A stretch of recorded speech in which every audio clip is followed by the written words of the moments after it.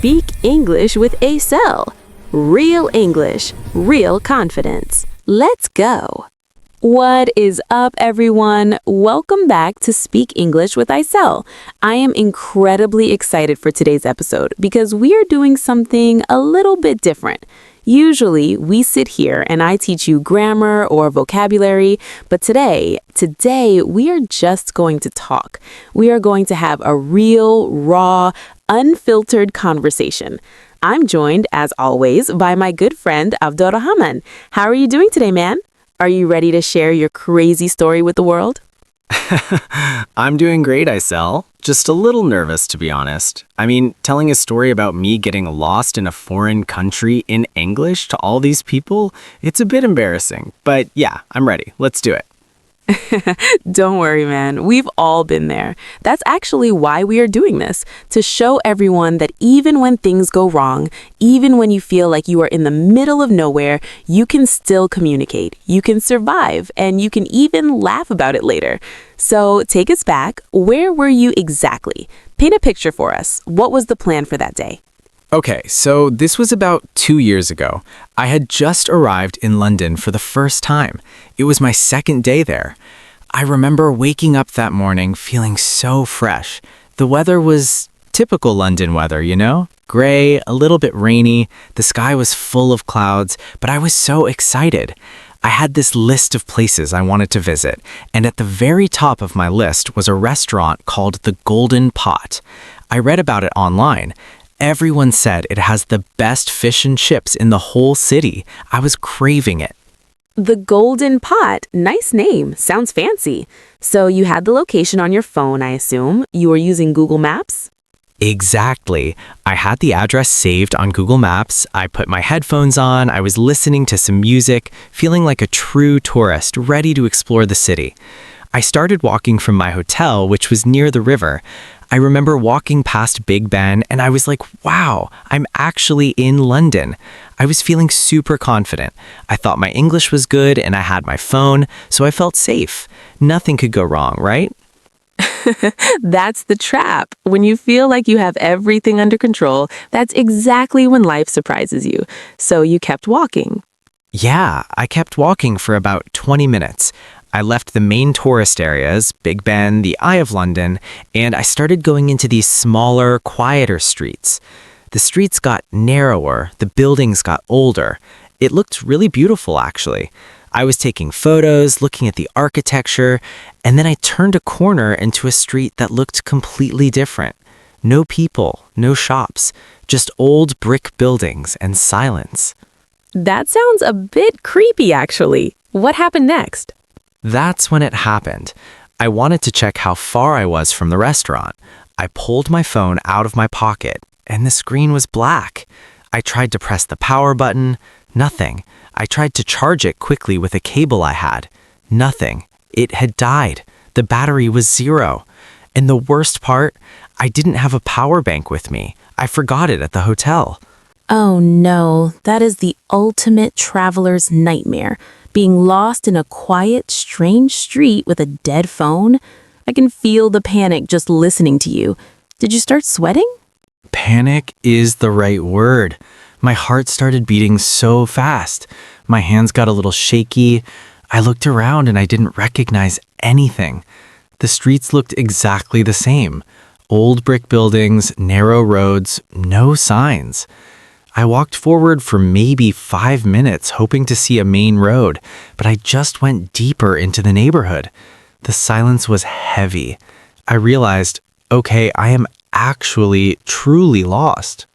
And usually when you panic, your brain just stops working in a second language, right?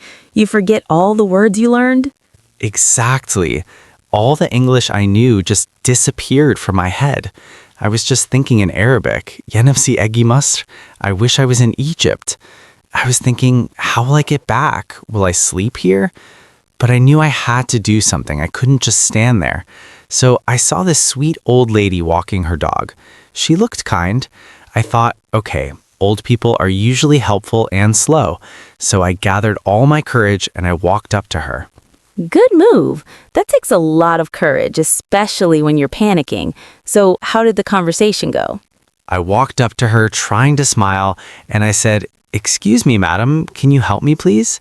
She stopped. She smiled at me. She had these big glasses and a red coat. She said, "Of course, dear, what do you need?" I showed her a piece of paper where I had written the restaurant name earlier. I said, "I am looking for the Golden Pot." Okay, sounds like a good start. Polite and clear. She understood the name? She understood the name, but Aisell, her answer was the problem. She looked at the paper, and then she looked at me, and she started speaking, but she spoke so fast, like machine gun fast, and her accent was so strong. Maybe British Cockney? I don't know. She said something like, "Go straight past the post office, turn left at the pig, go down the alley, and it's behind the big tree." Wait. Did you say turn left at the pig? Yes, that's what I heard. The pig. I was so confused. I thought maybe there was a statue of a pig on the corner, or maybe a pub called the Pig. I wanted to ask her, what pig? But I was too shy. My brain was still panicking. So I just nodded and said, "Thank you very much. Thank you." And she walked away.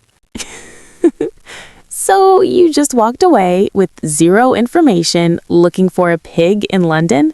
Yes, that's exactly what I did. I walked for maybe 15 minutes looking everywhere. Is there a pig statue? Is there a pig picture? I saw a bakery, a post office, a library, but no pig. I ended up near a park and I was just tired. My feet were hurting, I was hungry, and I was still lost. I sat on a bench feeling really defeated. I thought, that's it. I'm stuck in London forever. That's a heavy feeling, man. Being alone in a huge city, language barrier, no phone, it can make you feel very small. But you didn't give up, right? You didn't stay on that bench forever. What happened next? No, I didn't give up. After sitting there for a few minutes feeling sorry for myself, I heard a siren. I looked up and I saw a police car drive by on the main road just ahead of me. It was like seeing an angel. I jumped up, I grabbed my bag, and I ran towards the road. I waved at them. They stopped and an officer stepped out. He looked big and tall, wearing that high visibility jacket, but he had a kind face. Thank goodness for the police. So, did you use the same approach with him? Did you ask about the pig? No pigs this time. This time I was smarter. I stopped running. I took a deep breath to calm down. I walked up to him slowly and I said, "Excuse me, officer. I think I am completely lost." Then I used a phrase I remember learning from you, Aisell. I said, "Could you point me in the right direction?" I showed him the restaurant name again. Point me in the right direction. That is an excellent phrase. Very useful. It sounds polite, but also specific. It worked perfectly.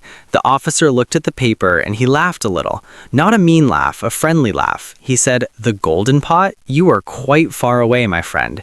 It's on the other side of the river in Soho." He didn't just tell me, he actually pointed to the main road and said, "Walk straight that way for 10 minutes until you see a bus stop. Take the bus number 15. It will take you right there." Wow, he gave you a bus route too. That's helpful. Did you feel relieved? So relieved, like a huge weight was off my shoulders. I thanked him about 10 times. I walked to the main road, found the bus stop, waited for the bus, and finally, after an hour and a half of searching and panicking, I arrived at the restaurant. And you know what? The fish and chips were amazing. The best I ever had. They better be amazing after all that adventure. So, looking back at that day, what is the biggest lesson you learned for our listeners out there? Because getting lost is part of traveling, but we need to know how to handle it. I learned 2 big lessons. First, always carry a power bank. That is rule number 1. But seriously. Second, I learned that it's okay to be lost. It's okay to panic a little inside. But the most important thing is to be polite when you ask for help. Even if your English isn't perfect, if you smile and say "excuse me" and "thank you," people will help you. Don't be afraid to speak. That is such great advice. Being polite opens so many doors.